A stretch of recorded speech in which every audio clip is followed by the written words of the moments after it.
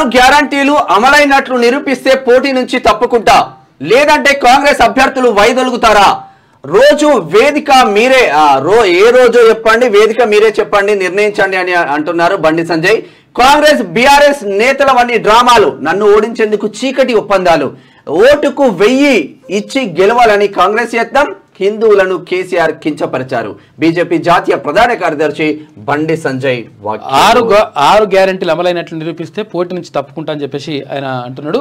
కాంగ్రెస్ 6 గ్యారెంటీలు అమలు చేసినట్లు నిరూపిస్తే తాను పోటీ నుంచి తప్పుకుంటానని, నిరూపించకపోతే ఆ పార్టీ అభ్యర్థులంతా వైదొలుగుతారా అని బీజేపీ జాతీయ ప్రధాన కార్యదర్శి కరీంనగర్ ఎంపీ బండి సంజయ్ కుమార్ సవాల్ విసిరారు.